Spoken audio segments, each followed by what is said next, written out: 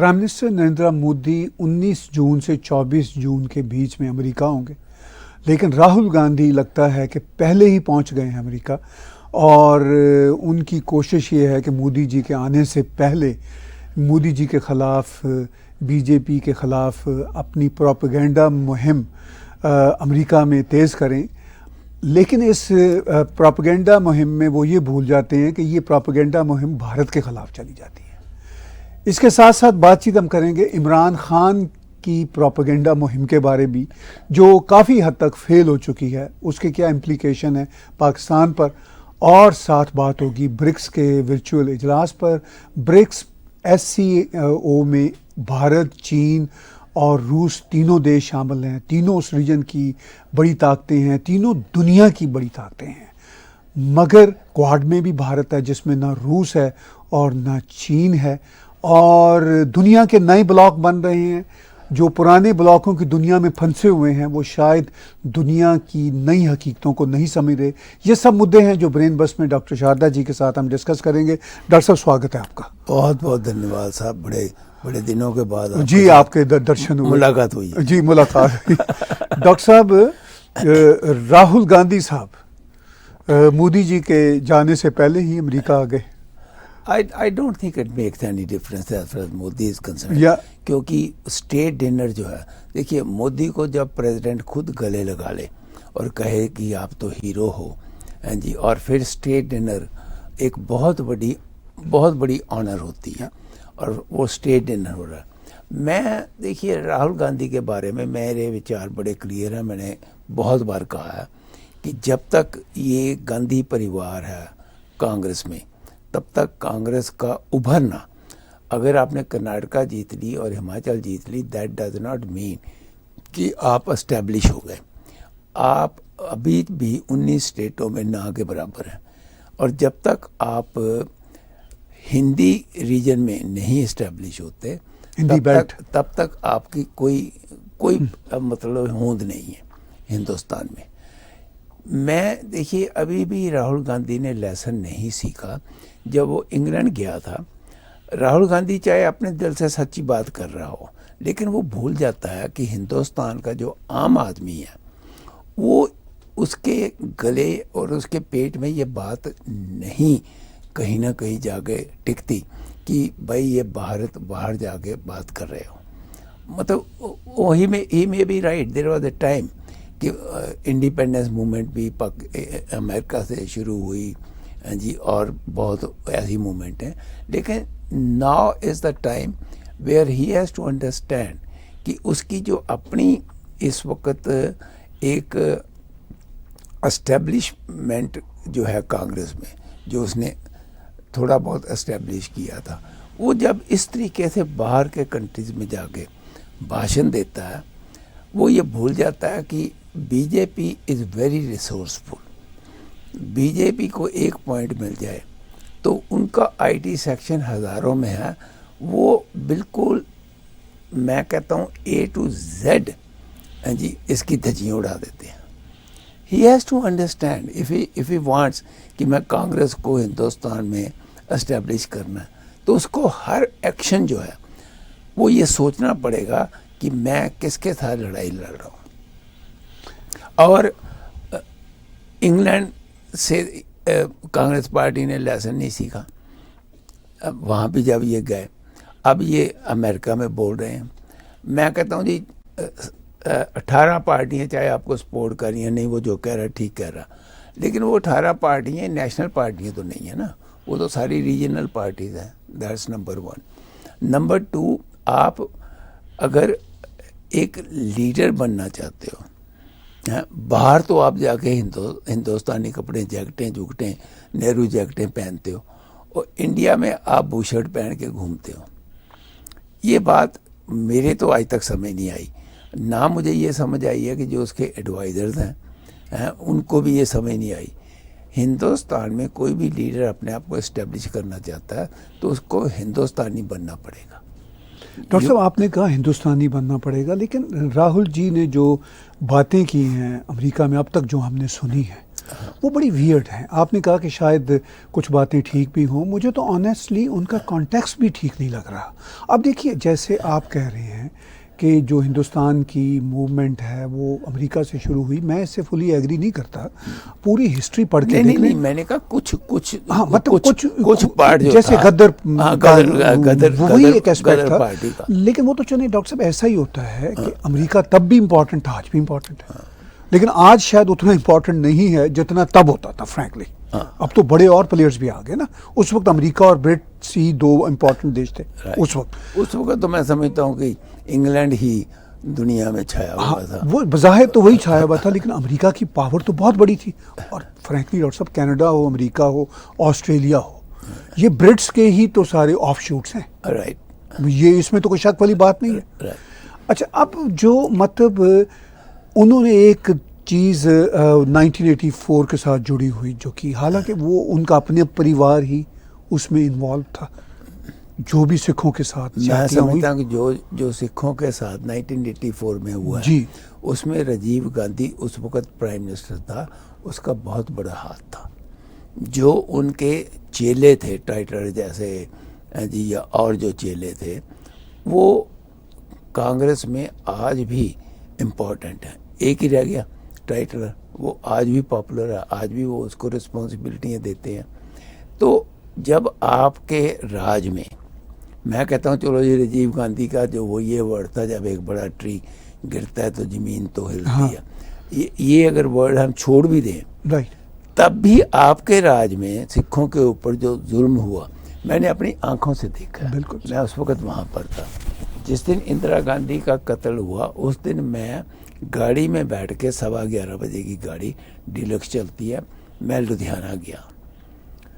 और उस वक्त अभी तक इन्होंने अनाउंस नहीं किया था, उस वक्त यही था, गोलियां लगियां। जब मैं लुधियाना पहुंचा तो मुझे पता चला कि क्या हुआ है। और फिर मैं 3 दिन कोई कन्वेंस नहीं आ रही थी दिल्ली। जी। फिर मैं चंडीगढ़ से बस लेके आया, तो आप यकीन मानिए रास्ते में मैंने सैकड़ों ट्रक आग से जले हुए देखे, सैकड़ों ट्रक दिल्ली के बॉर्डर के ऊपर। तो ये एक बहुत बड़ी बात है। दूसरा जो आपने पॉइंट नहीं उठाया, देखिए मैंने जो बात कही ना, ठीक कि आप अपने विचार जो हैं बाहर जाके दे सकते हो, उसमें कोई ऐसी बात नहीं। लेकिन जो उन्होंने आज ये वर्ड बात कही है कि Muslim League is more secular and Muslim League is secular, जी, ये इटसेल्फ मैं समझता हूँ कि बहुत बड़ा फुलिश बयान है। It will not help Congress. It will in fact annoy the other partners of the Congress.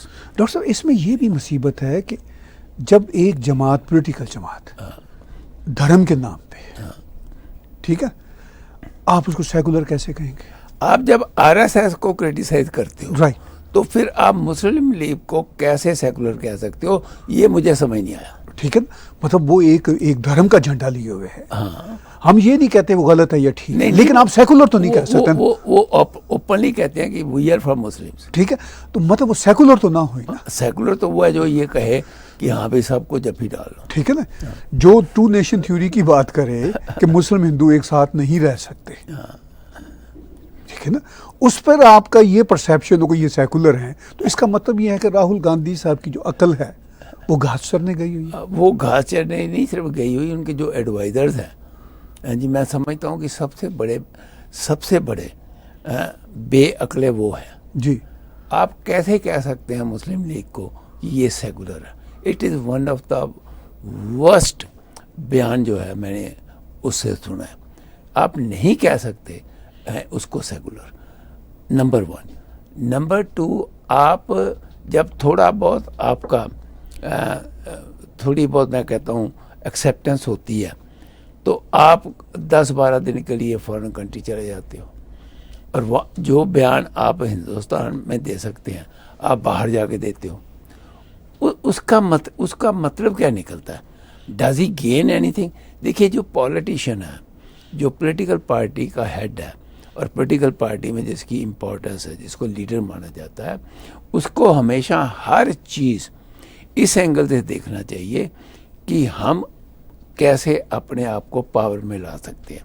Ultimately political party का जो गोल है वो तो यही है कि हमने पावर में आना है, लेकिन उसके हर एक्शन, अगर एक एक्शन उसका कोई ठीक हुआ जिससे कांग्रेस पार्टी को थोड़ी सी जान मिलती है, 2 एक्शन वो ऐसे कर देता है जिससे दोबारा कांग्रेस पार्टी डाउन हो जाती है।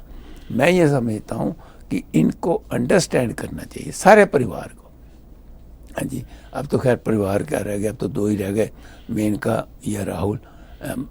इनकी मम्मी तो बहुत बीमार है, तो she is not very active. So at the same time I fail to understand why he goes 10 days just to give lectures जी against इंडिया, मोदी। आप हिंदुस्तान में जो मर्जी कहो, लेकिन बाहर जाके आपको अप्रिशिएट नहीं किया जाएगा, ये मेरा मानना है। डॉक्टर साहब, एक तो अप्रिशिएट नहीं किया जाएगा, दूसरा इसका नुकसान ही नुकसान है, उनकी पार्टी को भी, उनकी ज़ात को भी, और फ़ायदा भी कोई नहीं है उनकी बात अमेरिका में। जैसे आपने शुरू में कहा, प्रेसिडेंट बाइडन हो या अमेरिकन एडमिनिस्ट्रेशन हो, they are fully on board with prime minister Narendra Modi. ठीक है ना, वो तो उठ के आके जपियां डालते हैं उसको, और वो कहते हैं कि आप तो इतने पॉपुलर हो गए, मेरे लिए मुश्किल हो गई है कि मैं कैसे स्टेट गेस्ट डिनर में सब लोगों को अकोमोडेट करूं। मतलब वो तो अब भारत की इस वक्त जो इकोनॉमिक सिचुएशन है वो भी बहुत बढ़िया है। पूरी दुनिया जो इस वक्त इंटरनेशनल सिनेरियो है, ठीक है, उसमें भी भारत इस वक्त one of the biggest player आ चुका हुआ है। डेफिनेटली, ठीक है। तो इस सारी सिचुएशन में ये हम बात कर रहे हैं भारत के 50+ ईयर्स पप्पू की। उधर पाकिस्तान का एक बूढ़ा पप्पू है 70+ ईयर का, इमरान खान। अच्छा, वो जब चलता है इमरान खान, इसकी तो बात मैं हमेशा ही कहता हूँ राहुल के बारे में तो, जी, और कांग्रेस के बारे में कि जब तक ये गांधी परिवार है, दैट्स वन। लेकिन उसको जब मैं चलते हुआ देखता हूँ 70 ईयर्स ओल्ड को, मुझे तो ऐसे लगता है वो नशे में है। बातें भी आ रही हैं। हाँ जी, मैंने लगता नहीं है, शायद होता भी है। मैंने सुना भी है, हाँ जी, कि बातें भी आ रही हैं कि वो शायद जो है एडिक्टेड भी है। उसकी आप चाल देखो जब वो चलता है। हाँ जी। अच्छा, दूसरा मैं आपसे ये पूछना चाहता हूँ कि ये सुप्रीम कोर्ट, जब सुप्रीम कोर्ट की बातों को गवर्नमेंट मान ही नहीं रही, राइट, तो ये सुप्रीम कोर्ट रोज क्या नए नए रूल्स निकाल देती है, रोज क्या नए नए उसके बारे में बयान दे देती है। इसके बारे में थोड़ा सा समझाओ। लेकिन सुप्रीम कोर्ट तो उसका नाम अब ये हो जाना चाहिए सुप्रीम कोर्ट पॉलिटिकल पार्टी। नहीं, इमरान खान सुप्रीम, ठीक है ना, या तरीके इंसाफ नंबर 2, या ठीक है ना। अच्छा, वो सारे जज नहीं हैं, लेकिन जो फ्रंट पे जज, 3 जज, जो फ्रंट पे 3 भी और भी 2-4 हैं, फिर इस्लामाबाद हाई कोर्ट में भी बैठे हुए हैं जज, लाहौर हाई कोर्ट में भी बैठे हुए हैं जज। उसको हर चीज में बगैर किसी बात के जी। अब 9th का जो इंसिडेंट है, उस पर जमानत पे जमानत, जमानत पे जमानत। अरे भाई, अगर किसी ने कोई बहुत बड़ा एक्शन किया है, औरों को तो आप जमानत देते नहीं, ऐसा ही है, उसको आप जमानत दे देते हो। What it shows, it only shows कि वहाँ पर जो पार्टीजन है वो बहुत ज़्यादा है जी, और अगर वो कोर्ट्स ना इसको बचाएं तो he would have been in jail long time back. जी, वो मैं इस पे भी डॉक्टर साहब तफसीली बात करूंगा। इससे पहले कि हम बातचीत को आगे लेकर चलें, वो मैसेजेस भी आपको देना चाहते हैं। आपने अपनी इमिग्रेशन कनाडा की करवानी हो, सिटीजनशिप लेना हो, बिजनेस एंटरप्रेन्योर स्टेटस लेना हो, स्टूडेंट वीज़ा लेना हो, और किसी भी कैटेगरी में आपको कनाडा आना हो, तो आपकी मदद कर सकते हैं लाइटो इमिग्रेशन वाले। आप फ़ोन कर सकते हैं सुमित सिंह को, विशाल सैनी को, +1 306 612 2233, +1 306 612 2233। आप टैग टीवी का हवाला देंगे तो आपको ये डिस्काउंट भी दे देंगे। इसके साथ साथ हम लॉ फर्म ऑफ शेखा शारदा की बात भी करते हैं ब्रेन बस में, और इनका ये कहना है कि आपको कनाडा में प्रॉपर्टी लेनी है, आप अगर फॉरेनर हैं या आप कैनेडियन हैं, किसी भी हवाले से ये क्लोजिंग और लीगल एडवाइजरी में आपकी मुकम्मल मदद कर सकते हैं।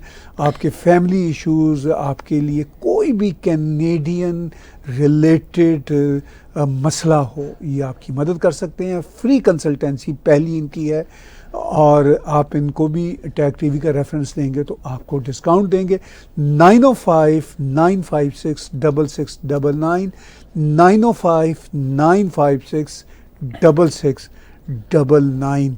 डॉक्टर साहब ने मुझसे पूछा इन मैसेजेस से पहले कि ये जो पाकिस्तान की कोर्ट्स हैं, ये इनकी अगर कोई बात भी नहीं सुनता तो क्या फ़ायदा है, और साथ ये है कि ये तहरीक इंसाफ का ही हिस्सा क्यों बनी हुई है।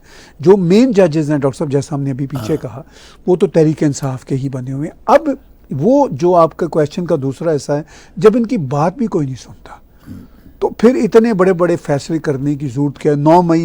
14 मई को इन्होंने इलेक्शन कराना था, राइट, पंजाब और KPK में। ये ऑर्डर था सुप्रीम कोर्ट का ऑर्डर था, हाँ, ठीक है। और ये वो इतना डफर जज है, आई एम सॉरी टू से, वो उसके जो है अता मुनबदियाल, वो अभी मेरा ख्याल है को 20-22 को कोई हियरिंग कर रहा था मई को, उसने कहा कि 14 मई का फैसला बरकरार है। भाई तुमसे कोई पूछे कि 14 मई तो बरकरार नहीं है, उसको गुजरे तो उस वक्त 8-10 दिन हो चुके हुए थे, ठीक है, 10 दिन हो चुके, वट एवर, तो वो कह रहा था वो फैसला बरकरार है। यानी इन जजों, फिर वो कहता है जी कि हम यहाँ पे खुदा की सुप्रीमेसी को कायम करने के लिए बैठे हो। यार तुम चीफ जस्टिस ऑफ पाकिस्तान हो, तुम धर्म को अलग से रहने दो, ठीक है ना जी। वो लोग जाने और उनका खुदा जाने जो उसको मानते हैं, तुम्हारा काम कॉन्स्टिट्यूशन का। अच्छा, कॉन्स्टिट्यूशन वो कहता है जी मेरी सुनता कोई नहीं है। अच्छा, सुनना किसने? अब जो डॉक्टर साहब वहाँ पे बड़ा खौफनाक ऑपरेशन ये 16 मई से शुरू हुआ, 9 मई को वाक़या हुआ, उसके बाद पाकिस्तान की फ़ौज देखती रही कि अब हमने ऑपरेशन कैसे करना, प्लान करती रही होगी। उन्होंने फिर वो फ़ौजी अंदाज में जो ऑपरेशन किया है, वो यानी 16 मई से अब तक सिर्फ 15 दिन में उन्होंने नक्शा बदल के रख दिया। चूँकि आप और मैं कई दफ़ा शोज़ में बात डॉक्टर साहब कर चुके हैं कि इमरान खान ये जो उछल कूद रहा था, आर्मी की अंदर जो सपोर्ट थी उसकी वजह से उछल कूद रहा था। अब वो, मैं ये नहीं कहता कि आर्मी के अंदर उसकी सपोर्ट मुकम्मल ख़त्म हो गई है, वो मुझे ये पता है कि अभी भी है, मगर वो सपोर्ट नहीं रही। एक तो 9 मई के वाक़यात की वजह से आर्मी का जो ग्रुप, जो लीडरशिप है, उनके ये हाथ आ गया कि भाई देखो ये किस तरह आगे लगा रहे हैं, किस तरह बदमाशियाँ कर रहे हैं। तो दूसरा जो ग्रुप है उनको उन्होंने स्नब कर लिया कि भाई तुम अपने ही इंस्टीट्यूशन के ख़िलाफ़ जाओगे या अपने देश के ख़िलाफ़ जाओगे। अब वो इतना शदीद डॉक्टर साहब हुआ कि 100 से ज़्यादा मेन लीडर, MPs, MNAs, बड़ी बड़ी लीडरशिप, वो सब पार्टी छोड़ चुकी है। हाँ जी, ठीक है ना।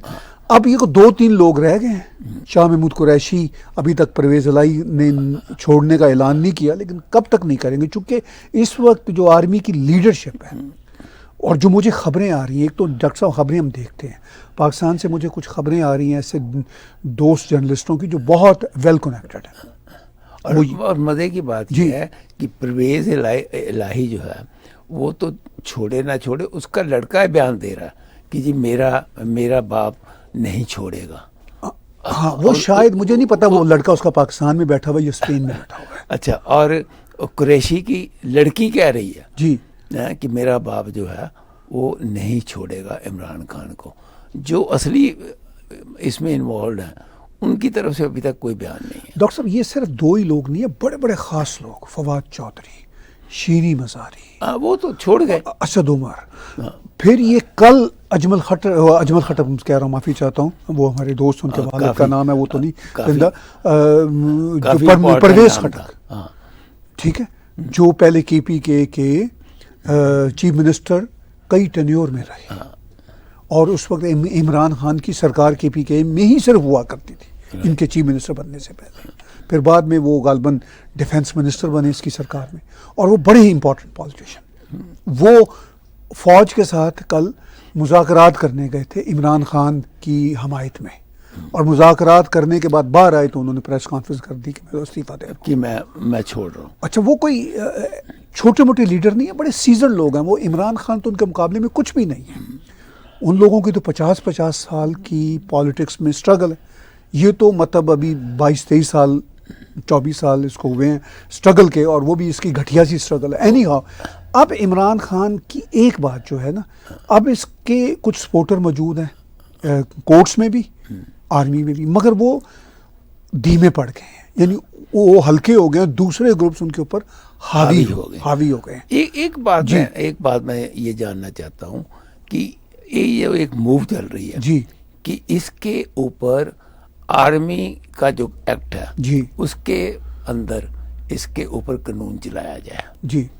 Is there any possibility? Doctor साहब, बहुत बड़ी पॉसिबिलिटी है। पाकिस्तान से बड़े बड़े जय्यद जर्नलिस्ट कह रहे हैं, इवन हामिद मीर जो पाकिस्तान के एक बहुत सीजन जर्नलिस्ट हैं, उन्होंने तो अभी 2 दिन पहले टीवी पे कहा है कि in next 2 weeks things gonna change completely. उनके मुताबिक इमरान खान जेल में होंगे और ये बड़ा खौफनाक ऑपरेशन है जो कल से एक नई ताकत के साथ शुरू हो गया। अच्छा, फिर मैंने अपने स्पेशली जब आर्मी के मिलने के बाद जी वो गए हैं इमरान की बात करने, हाँ, परवेज खटक एंड और बाहर आके वो ये कह देते हैं जी कि जी मैं तो पार्टी छोड़ो। अच्छा, अब डॉक्टर साहब ये जो इवन शाह महमूद कुरैशी है, शाह महमूद कुरैशी कोई आर्मी के खिलाफ जेल में नहीं बैठे हुए, या वो अभी तक कह रहे हैं कि मैं साथ ही रहूंगा इमरान के, या परवेज लाई कह रहे हैं मैं साथ ही रहूंगा। ये कोई इमरान की मोहब्बत में नहीं है। इनफैक्ट ये इस्टेब्लिश कर रहे हैं अवाम के सामने और इस्टेब्लिशमेंट को कह रहे हैं कि जनाब हमें ज़रा पॉलिटिक्स खेलने दें, इमरान को तो आपने बंद कर देना है, तो फिर ये पार्टी हमारे पास आने दें, हम तो आपके वफादार हैं और हम आपके दोस्त हैं हम आपके वफादार। वो अपना फेस बना रहे हैं, वरना देखिए परवेज इलाही पहले गिरफ्तार क्यों नहीं हो सके थे? परवेज इलाही को एक ड्रामे की सूरत में गिरफ्तार क्यों होना पड़ा? कि वो यही एस्टैब्लिश करना है कि जनाब देखिए कितना जुल्म है, इस पीडीएम की सरकार ने हमें पकड़ लिया, ठीक है। वो भी ये कह रहे हैं कि हमें ये नूरा कुश्ती करने दें, उनको जेल में कोई दिक्कत नहीं होगी, क्योंकि शाह महमूद कुरैशी से पार्टी के लीडर भी अभी कुछ मिल के 6-7 पुराने आए हैं, फवाद चौधरी, मौलवी एक आदमी, वो मैं पढ़ा रहा हूँ, मैंने खबर पढ़ी कि जो पार्टी छोड़ गए जी, वो उनको मिलने किस चीज़ के लिए? वो इसलिए गए हैं कि सबको, डॉक्टर साहब, वो मीडिया में तो खबरें वही आती हैं जो खबरें दिखाना चाहते हैं।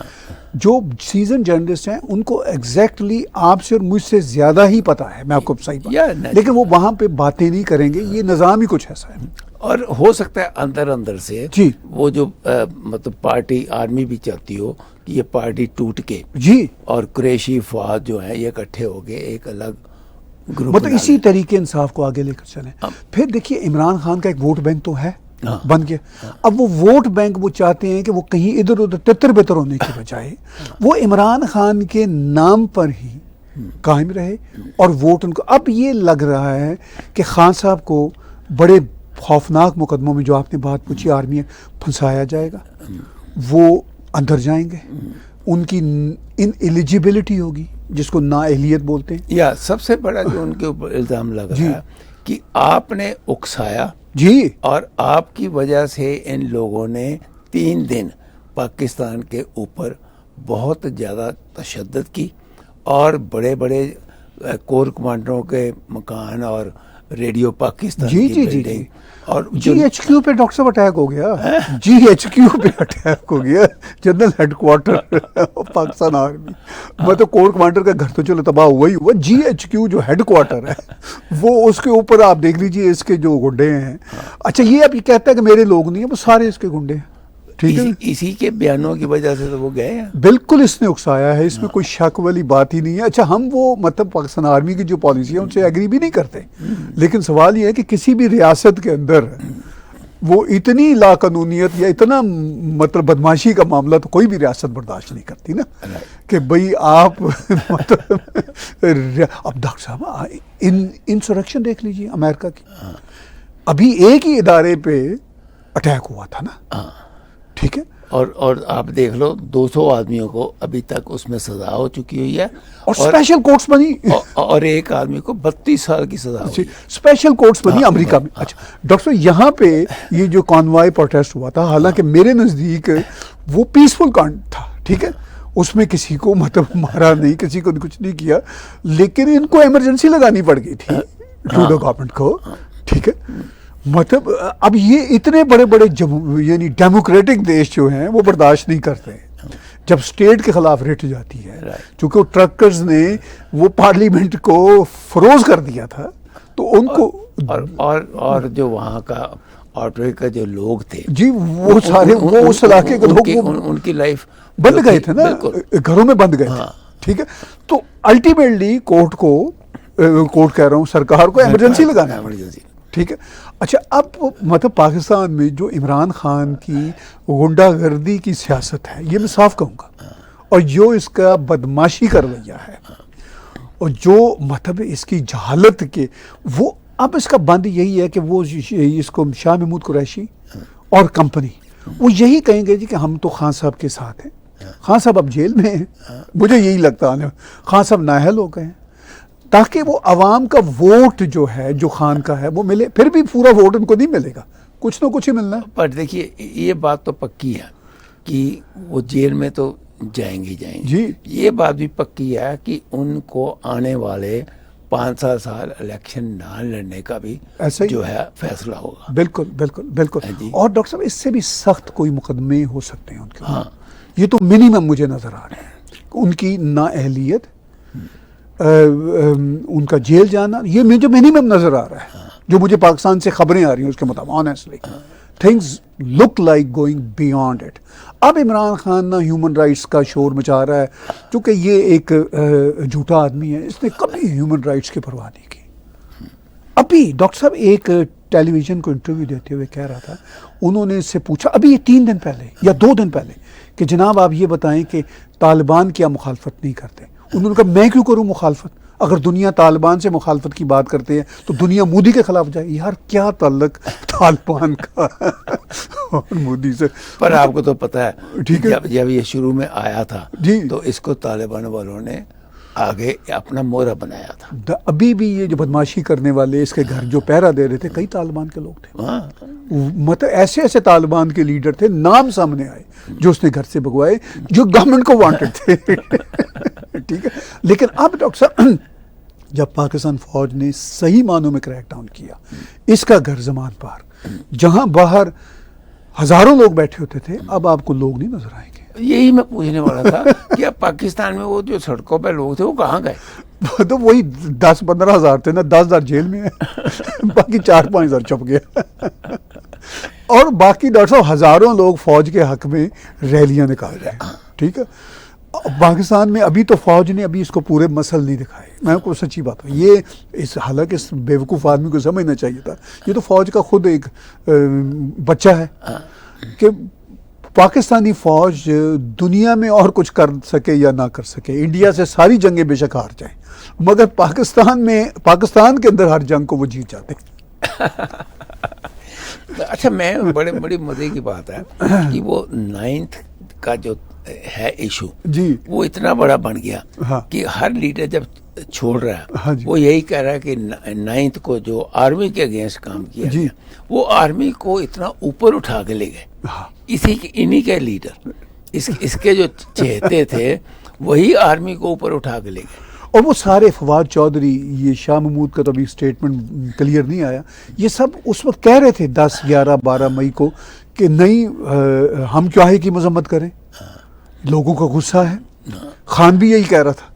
अच्छा, अब ये सब खान भी कह रहा है नहीं मुझे तो पता ही नहीं था। भाई तुम्हें अगर पता ही नहीं था तो तुम जब कोर्ट में ये 12 को आया था तो कोर्ट में ये क्या कह रहा था, इसने कोर्ट में डॉक्टर साहब ये कहा, वो वीडियो मौजूद है, बड़ा ही झूठा और बेगैरत और बेशर्म आदमी। मतलब मैंने इतना झूठा, सियासतदान होते ही है झूठे, वो हर बयानी हो इतना झूठा और बेगैरत और बेशर्म आदमी है। उसने मतलब कोर्ट में कहा कि अगर चूंकि इसका भी ऑर्डर रिटन होकर उसका फैसला नहीं आया था इसकी रिहाई का, तो उसको खतरा था फिर इसको पकड़ लेंगे। तो इसने गुस्से से कहा कि अगर मुझे पकड़ा और मुझे रिहाई ना की गई, मुझे इतने घंटों से कोर्ट में बैठाया हुआ है, अगर मुझे बाहर ना इन्होंने निकाला तो मैं बता देना चाहता हूं कि जो हुआ है इससे भी ज्यादा, इससे भी मतलब अब वो कहता है कि मुझे तो पता ही नहीं था। अब मजे वाली बात यह है कि वही कोर्ट्स जी। उसको इस बयान के ऊपर जो है जमानत दे देती। कोर्ट तो डॉक्टर साहब अब ये है ना कि जर्नल, वो जो जर्नल कह रहा हूँ, वैसे तो वो जर्नल ही अपनी मेंटालिटी में है, वो चीफ जस्टिस जो है। अब चीफ जस्टिस की सास जो है वो इसके हक में बातें कर रही है, चीफ जस्टिस की बेगम मतलब इसके हक में बातें, उसकी बेटी जो है वो बताया जाता है वो इसकी बहुत बड़ी शदाई है, यानी कि नानी से लेके नवासी तक सारे ही इसके फैन हैं। तो मतलब दिस इज पाकिस्तान। नहीं बनेगा क्या डॉक्टर साहब? बनना यही है कि ये पॉलिटिक्स से अभी for the time being out है, लेकिन मैं बार बार कह रहा हूँ कि ये 3-4 साल बाद दोबारा फौज इसका साथ देगी। लेकिन अगर उसको 7 साल के लिए या 5 साल के लिए जी बाहर निकाल, जी जी, तो इसकी उम्र भी तो हो जानी है 75 की। वो इसको तो उम्र की परवाह नहीं है। नहीं इसको ना हो पर नेचुरल तो होता है, आर्मी तो सोचेगी जी, आर्मी सोच। फॉर द टाइम बीइंग तो अभी ये पॉलिटिक्स से गया। अब ये है कि ये जो सरकार है, क्योंकि डॉक्टर साहब देखिए और भी गहरी बातें हैं, ये तो अपरेंट बातें हैं ना, ये असल में अमेरिका और चीन की लड़ाई है, ये अमेरिका का पिट्ठू है। अपरेंटली लगता है, लोग कहते हैं कि ये अमेरिका के खिलाफ बोलता है, ये भी एक नूरा कुछ नहीं, ये झूठों का तो सरदार है ना। जब पहली बार बोला था उसके बाद तो उसने कहा नहीं डॉक्टर साहब, सिर्फ जब पहली बार भी बोला इसने अमेरिका को भी तब यही कहा कि जनाब इस सारी लड़ाई में आप चीन को नहीं चाहते, मैं आपके साथ हूँ, मैं आपके खिलाफ बोलूँगा। अमेरिका ने कहा हु केयर्स, ठीक है। अमेरिका का तो एक वही जो डोनाल्ड लू जो असिस्टेंट सेक्रेटरी है वही पाकिस्तान को डील करता है ना, ठीक है। उन्होंने कहा यार 4 गालियां निकाल दो कि मुझे क्या फर्क पड़ेगा, ठीक है। अगर इसके बेस पे तुम्हें वोट मिलेंगे, वोट लो, तुम्हारे आने का हमें ये फायदा है कि चीन का सी पैक हम नहीं चाहते, सिंपल एज दैट, राइट। ये है असल खेल। लेकिन इस वक्त की जो गवर्नमेंट है, जो वहाँ पर फाइनेंशियल कंडीशन, जी, जो वहाँ पर इस वक्त बहुत महंगाई है, इसका गवर्नमेंट कैसे इसको हैंडल कर रही है? डॉक्टर साहब महंगाई का मामला एक यही अमेरिका और चीन की जंग का मसला है। IMF 1.25 साल से कोई रिलीफ नहीं दे रहा। हाँ, वो इनको लटका रहा है, ठीक है। वो क्यों लटका रहा है? वो अब तो IMF ने पॉलिटिकल बयान दे दिया रिसेंटली कि जी पाकिस्तान के जो सियासी हालात, अलग IMF बाकी मुल्कों में इस तरह की बात नहीं किया करता, वो प्योर इकोनॉमिक्स को ही डील करते, ठीक है। चूंकि IMF को तो इसने वो चीन के साथ जो एग्रीमेंट हुए थे वो कॉपियां दी हुई थी ना। IMF तो अमेरिका कंट्रोल्ड है। अच्छा, मैं इसमें देखिए डॉक्टर साहब, मैं पर्सनली चीन और अमेरिका के मुकाबले में अमेरिका के साथ हूँ पर्सनली। नहीं हम सब हैं, ठीक है ना जी, ठीक है। तो लेकिन चीन की एक्सपेंशनिज्म पॉलिसी के अगेंस्ट तो हम इतना, ठीक है, चीन पाकिस्तान में जो शिकंजा है उसका कोई फायदा नहीं है। और खान साहब जो पाकिस्तान में चीन का रास्ता रोकना चाह रहे हैं, वो कोई पाकिस्तानी अवाम के लिए नहीं कर रहे, वो अपने पावर के लिए कर रहे हैं। क्योंकि चीन के पास जो घोड़ा है, सॉरी अमेरिका के पास जो घोड़ा है इमरान खान की सूरत में, ये उनका इस वक्त घोड़ा है ना, ये एक इंतहाई डफर किस्म का घोड़ा है। प्रॉब्लम ये है, अमेरिका को अच्छा घोड़ा नहीं मिला, लेकिन अमेरिका के पास चॉइस भी नहीं है, क्योंकि यही घोड़ा था, ठीक है। दूसरों के तल्लुकात, आसिफ जरदारी या शहबाज शरीफ के तल्लुकात बहुत अच्छे चाइना के साथ हैं, वो अमेरिका की झोली में आएंगे नहीं। आपका मतलब जो नवाज शरीफ की फैमिली है, जी जी, उनके भी चाइना के साथ बहुत अच्छे रिलेशन, बेतहाशा अच्छे तल्लुकात हैं, ठीक है। अच्छा, लेकिन वो ऐसे भी हैं कि वो अरबों के साथ भी उनके अच्छे तल्लुकात हैं, अमेरिका के साथ भी बुरे तल्लुकात नहीं हैं। लेकिन उन्होंने आसिफ जरदारी साहब के ज़माने में ये सी पैक शुरू हुआ था। आसिफ जरदारी साहब के तो शरीफ फैमिली से भी ज़्यादा अच्छे तल्लुकात हैं चाइना के, और इनके भी अच्छे तल्लुकात हैं, चूँकि लाहौर की डेवलपमेंट, पावर प्लांट सब नवाज शरीफ के ज़माने में लगे थे, और बिजनेस इंटरेस्ट भी हैं, वो तो चाइना के सबके साथ, ठीक। अब इस सारी सिचुएशन में ये भी अमेरिका के साथ काम कर लेंगे, खासतौर पर शरीफ खानदान भी, और अमेरिका भी इनके साथ काम कर लेगा। जब उनका घोड़ा मुकम्मल फेल हो जाएगा तो उनको किसी की परवाह थोड़ी होती है कि ये हमारा प्यारा आदमी था, वो तो है ही नहीं, वो ठीक है। उनका घोड़ा नहीं चला, वो दूसरे घोड़े को कहेंगे कि यार तुम ले लो, फिर हम तुम पे अब वो शर्त लगा देते हैं। वो दूसरा घोड़ा कहेगा कि मुझे उस जिसने पहले मेरे ऊपर लगाई ये शय, मुझे उससे बचाओ। बड़े दिनों के साथ आपसे बातचीत हो रही है, तो हमारे जो व्यूअर्स हैं जी, आज शायद वो आपको क्वेश्चन बिल्कुल करना बिल्कुल चाहें बिल्कुल तो आप मैं अगर आप क्वेश्चन करना चाहते बिल्कुल हैं वो तो भेजना शुरू करते हैं, हम तुरंत लेना शुरू कर देते हैं, हाँ। साथ साथ बातचीत करते रहेंगे। लो जी देखिए जी, सर्वेश भाई का आ गया, हम दोनों से है, what your opinion in India new parliament building and opposition boycott. भी पार्लियामेंट बिल्डिंग बड़ी अच्छी है मेरी ज़ाती राय में, अब अपोजिशन का जो बायकॉट है उस पर डॉक्टर साहब की लेते हैं। नहीं, मैं बेसिकली ये समझता हूँ कि अपोजिशन हैज़ टू रियलाइज कि कोई भी प्राइम मिनिस्टर हो जी, वो उसको ओपन करे या ना करे, लेकिन एक बिल्डिंग जो थी वो दैट वाज द रिक्वायरमेंट जी। आने वाले टाइम के ऊपर वहाँ पर 542 की जगह 800 से ज़्यादा एमपी होंगे। जब अगली जो है हमारे न्यू पार्लियामेंट का स्ट्रक्चर जब बनेंगी सीटें, तो आप देखेंगे कि वहाँ पर कम से कम 700-800। तो जो पुरानी पार्लियामेंट थी उसमें जगह नहीं थी। और वैसे भी हमने ये देखा, अच्छा वो पता क्या देते हैं अपना कंपैरिजन, देखो जी 1400 सन से वहाँ पर पार्लियामेंट जो है वो इंग्लैंड वाली चल रही है। अरे भाई वो उसका इससे क्या ताल्लुक है, आपने अपनी रिक्वायरमेंट्स देखनी है। तो मैं ये समझता हूँ, मेरा अपना ये पर्सनल ख्याल था कि कभी भी कल को यही अपोजिशन के लोगों ने उस पार्लियामेंट में जाके बैठना है एज एमपी, राइट हाँ जी।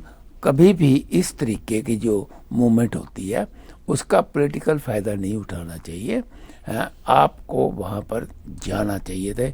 मैं पर्सनली ये महसूस करता हूँ कि इतनी बड़ी जब इवेंट होती है तो वो जो है जी, प्रेसिडेंट नहीं आया, वाइस प्रेसिडेंट नहीं आया, अरे हिंदुस्तान में हर सेकंड जो वहाँ पर बिल्डिंगें हैं, एयरपोर्ट्स हैं, हॉस्पिटल्स हैं, वो गांधी परिवार के नाम पर है, हाँ जी। तो इन चीज़ों से ऊपर उठना चाहिए, क्योंकि अब 21st सेंचुरी आ गई है। We should come out of it and accept, बल्कि अप्रिशिएट करना चाहिए कि बिल्डिंग जो है वो ज़रूरत है, बिल्कुल ठीक, आने वाले टाइम की। या नहीं डॉक्टर साहब बिल्कुल आपने ठीक बात की। और इससे पहले कि हम क्वेश्चन लें, मैं डॉक्टर साहब ब्रिक्स और उस पर हल्की सी बात कर लेता हूँ। अब देखिए दो इश्यूज़ हैं, जो SCO का समिट भी होना है गालिबन 4 जुलाई को है, वो भी वर्चुअल कर दिया गया। पहले ये था कि पाकिस्तान के प्राइम मिनिस्टर, रशिया के प्रेसिडेंट, चाइना के प्रेसिडेंट आएंगे। अब मुझे ये लगता है कि पाकिस्तान खुद पॉलिटिकल टर्मोइल में है, और दूसरा भारत के साथ बड़ी हीटेड बातचीत हुई है, वो जो फॉरेन मिनिस्टर्स की थी। अच्छा, उसके साथ साथ रशिया के प्रेसिडेंट का आना भी बहुत नामुमकिन है, मुश्किल है इस वक्त ही, ठीक है ना, चूंकि वो भी बहुत प्रेशर, यूक्रेन के अब अटैक शुरू हो गए, ठीक है, यूक्रेन की, और फिर अगर वो आते हैं तो वो मतलब वेस्टर्न वर्ल्ड को भी को पसंद नहीं आएगा। अच्छा, फिर चीन के साथ भी ना भारत के अच्छे ताल्लुकात हैं ना वेस्ट के अच्छे ताल्लुकात। बिल्कुल, चीन तो एक कोशिश ही है वेस्ट की, ठीक है। अब ये जो SCO है, इसको आइसोलेट किया जाए, यानी SCO भी डॉक्टर साहब एक तरह से अंदर कॉन्फ्लिक्ट्स हैं। पाकिस्तान है, भारत है, चीन है, रशिया है। रशिया के साथ कॉन्फ्लिक्ट तो नहीं है, लेकिन जाहिर है मतलब वो इंटरनेशनली पसंद नहीं किया जा रहा। अमेरिका का तो है, है। अच्छा, इसी तरह ब्रिक्स में भी ये मसला चल रहा है। अब ब्रिक्स की तो अच्छा देखिए, जब ब्रिक्स बनी थी ना, मेरे ख्याल परसों हुई है इसमें उस वक्त इन्होंने कोशिश की थी कि हम बैंक भी बनाएं जी, और उसमें ब्राज़ील, साउथ अफ्रीका जी, इंडिया, चाइना, रशिया। अब जो पॉलिटिकल हालात हैं साउथ अफ्रीका के बहुत ख़राब हो चुके हुए हैं जी, इकोनॉमिक कंडीशंस भी बहुत ख़राब हो चुकी हुई हैं, and same has happened with the Brazil भी इस वक्त जो है टर्मोइल में है जी, नए प्रेसिडेंट की वजह से पुराने प्रेसिडेंट के जो लोग हैं वो सारे के सारे।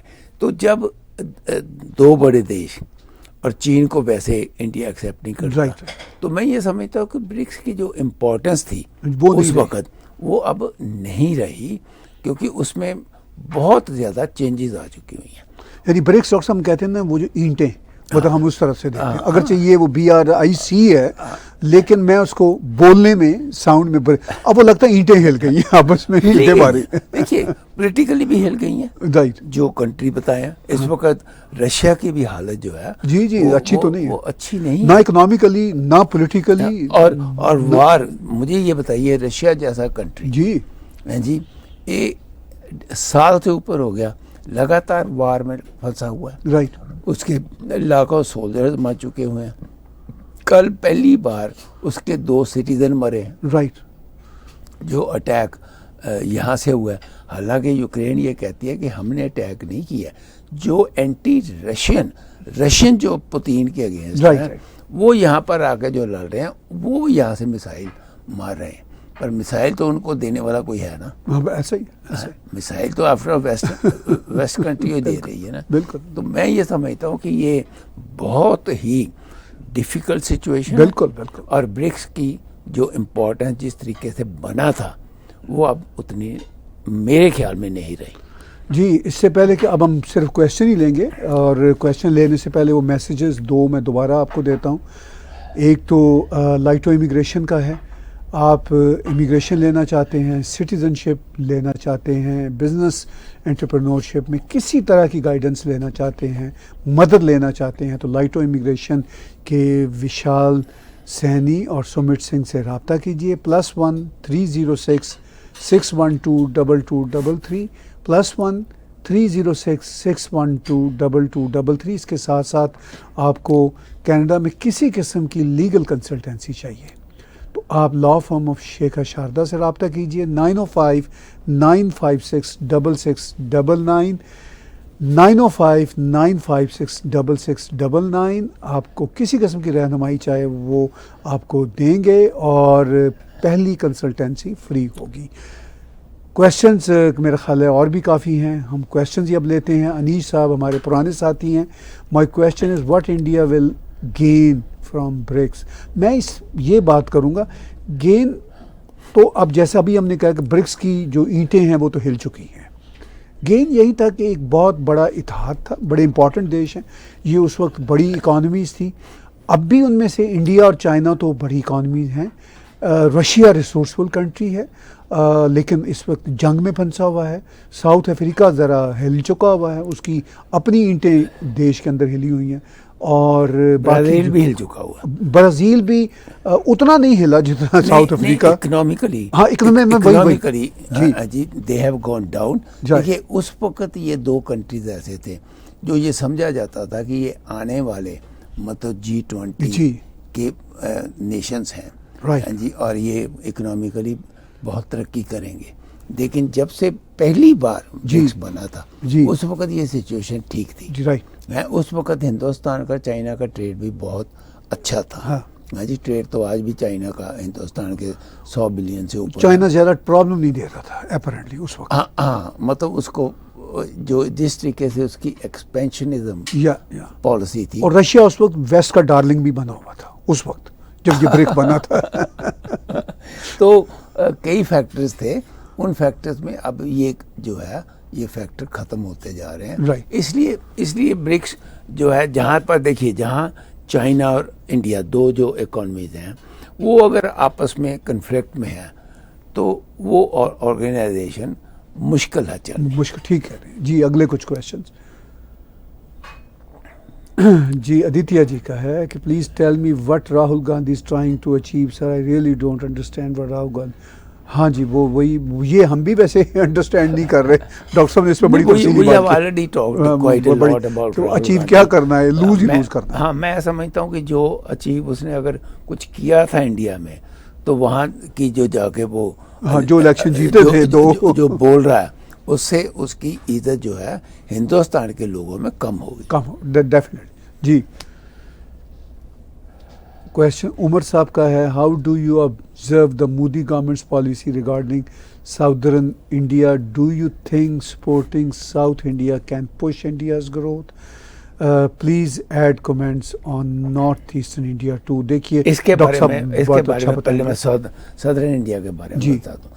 देखिए सदर्न इंडिया के जो स्टेट्स हैं, खास करके हम अगर बात करें केरला की, कर्नाटका की और तमिलनाडु। तमिलनाडु की। जी। तमिलनाडु बहुत प्रोग्रेसिव, ऑलरेडी वहाँ पे इंडस्ट्री बहुत थी, आपको पता वहाँ पर अशोका ट्रक और कई और, जी। मतलब बहुत। कर्नाटका आईटी का हब है दुनिया में, राइट। है जी। केरला की अपनी बहुत बड़ी इकोनॉमी है, टूरिज्म एंड नेचुरल रिसोर्सेज। रह गए अब जो तेलंगाना एंड आंध्र प्रदेश, वो छोटी छोटी अब स्टेटें बन चुकी हुई हैं। यहाँ पर बीजेपी का इन 5 स्टेटों में अब होल्ड जो है वो नहीं है। It is very difficult to get feet in Tamil Nadu, Kerala and एक आंध्र प्रदेश का जो चीफ मिनिस्टर है वो ऑलरेडी बीजेपी के साथ एक किस्म का काम कर रहा है। लेकिन क्योंकि उसकी अपनी पॉलिटिकल पार्टी है, बीजेपी चाहती है कि हम भी वहाँ पर अपने पांव जमाएं। It's a tough job for the BJP. BJP has to come up with certain policies, क्योंकि कभी कभी बयान इनके लीडर ये दे देते हैं कि हम हिंदी जो है वो इम्पोज करेंगे, तो southern states will never accept that. Right. और सदर्न स्टेट की जो बहुत बड़ी खूबसूरती है कि वहाँ पर लोकल लीडर्स हैं, ऐसा ही। ये खूबसूरती है। हाँ, बिल्कुल ठीक बात। हाँ जी, जहाँ पर लोकल लीडर्स होते हैं वहाँ पर वो अपने हिसाब से काम करते हैं। तो मैं ये समझता हूँ कि it will be very tough. जहाँ तक नॉर्थ ईस्ट की आपने बात की है, वो तो ऑलरेडी अब बीजेपी जो है वो they have establish themselves there, और तकरीबन यहाँ पर उनकी अपनी गवर्नमेंट है त्रिपुरा में, बाकी की जो स्टेट्स हैं वहाँ पर इनके साथ मिलके गवर्नमेंटें बनी हुई हैं। सो नॉर्थ ईस्ट जो है वो तो एक किस्म का फैसला हो चुका हुआ है।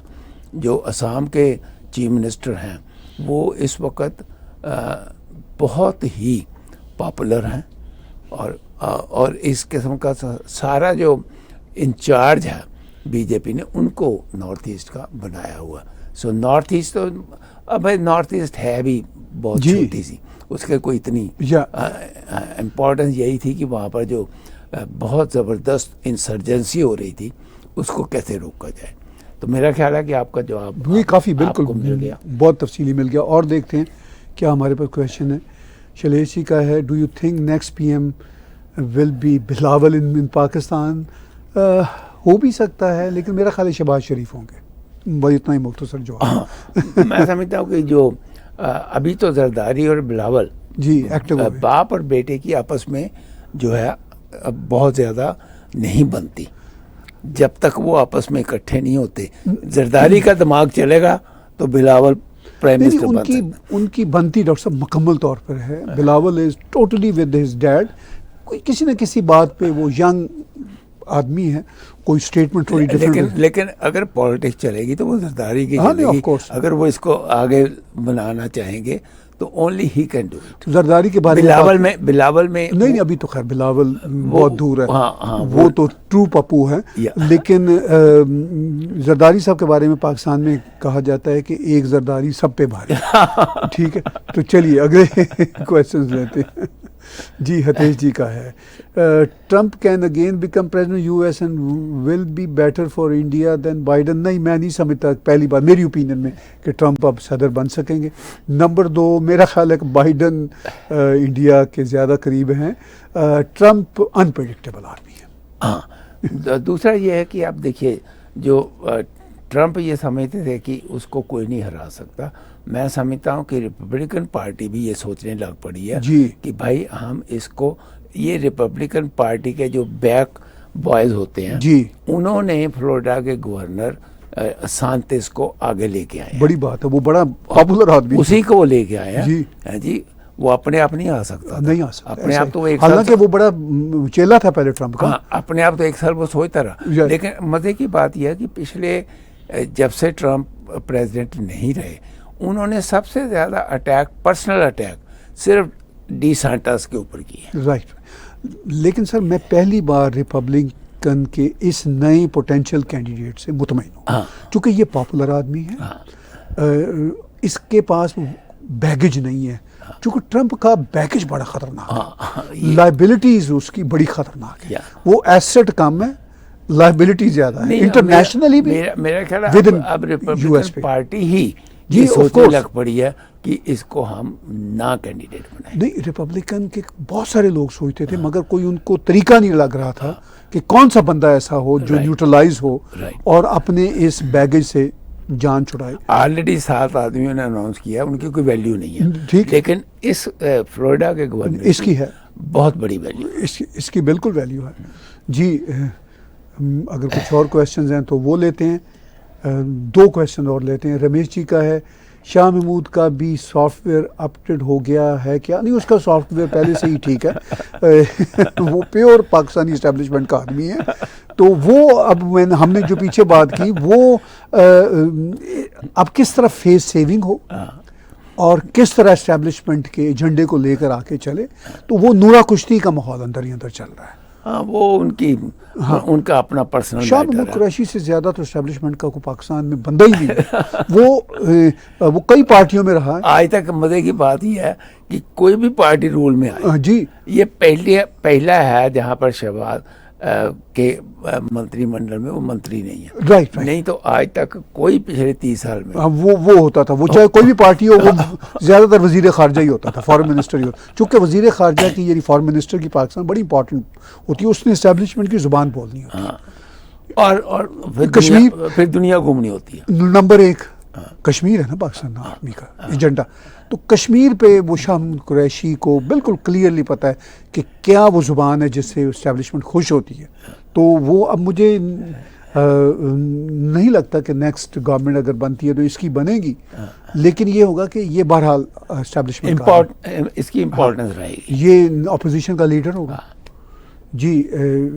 1 या 2 क्वेश्चन और लेते हैं। अर्थ, Rahul Gandhi campaign was BJP on payroll of Congress, BJP really enjoys Rahul. मेरा भी यही ख्याल है डॉक्टर साहब। देखिए, राहुल गांधी खुद अपनी करतूतों से अपने अपने आप को पीछे लेके जाता है। जो उसने भारत जोड़ो की यात्रा की थी जी, उसकी अब वैल्यू नहीं रही। हाँ जी, अगर ये कहो कि कर्नाटका वो जीत गए इसकी वजह से नहीं, कर्नाटका जीत गए क्योंकि कर्नाटका में बहुत बड़ी करप्शन थी और जो लोकल लीडर है हाँ। सिद्धरामैया वो बहुत पॉपुलर है लोगों के बीच। हाँ जी, और दूसरा जो उनका प्रेसिडेंट था वो भी काफ़ी अपने एरिया में पॉपुलर था। तो ये कोई ऐसी बात नहीं, डेफिनेटली जब ना अकल हो तो ऐसे ही होता है। जी, अब हम चेक कर रहे हैं कि कितने के एक आध सवालों के जवाब दे सकते हैं। शेर after Germany economic issues can the rest of Europe follow, definitely, क्योंकि जर्मनी इंजन है यूरोप का, और अगर जर्मनी जो है वो इकोनॉमिकली डाउन होता है तो सारा यूरोप डाउन होता है। हाँ जी, सो मेरा अपना ख्याल है। देखिए, ये जो बड़े कंट्री जो बड़ी इकॉनमीज होती है ना, इनमें रिसेशन आते रहते हैं 7-8-10 साल के बाद, लेकिन जब इकॉनमी स्ट्रांग होती है तो उसमें से वो बाहर भी निकल जाते हैं। ऐसा ही। बहुत बहुत धन्यवाद। हम जितने क्वेश्चंस के आंसर दे सकते थे हमने दिए। आज की बात काफ़ी डाइवर्सिफाइड इश्यूज़ पे थी। आप टैग टीवी के यूट्यूब चैनल को सब्सक्राइब कीजिए और इसी चैनल के डोनेट के बटन को क्लिक करेंगे तो आप हमें कंट्रीब्यूट भी कर सकते हैं। और आज की बातचीत के कंक्लूसिव रिमार्क्स जो कि 0 है आज डोनेट का बटन जी आजकल नहीं, हम एक, मैं उस साहब का नाम भूल गया, बड़े दिनों बाद हमें एक आई थी, हम बहुत ही शुक्रगुजार हैं। अभी किसी ने $32 भेजे थे, हम उनके शुक्रगुजार हैं। चलिए, धन्यवाद उनका। लेकिन ये है कि जो इन्होंने ताहिर साहब ने आपको कहा कि यूट्यूब के ऊपर आप सब्सक्राइब ज़रूर करिए। मुझे आज तक ये नहीं समझ आई कि हम क्यों नहीं आगे बढ़ रहे जितनी हमारी व्यूअरशिप है। तो इसमें कहीं ना कहीं हो सकता है हमारा भी फॉल्ट हो, लेकिन मैं महसूस करता हूँ कि आप लोग टैग टीवी को पसंद करते हो और उसको आगे बढ़ाने का जितना हमारी होती है कोशिश, उतनी आपकी भी कोशिश होनी चाहिए। इन्हीं शब्दों के साथ आपका बहुत बहुत धन्यवाद। Have a wonderful weekend and see you next Friday. Subscribe Tag TV YouTube channel and press the notification button.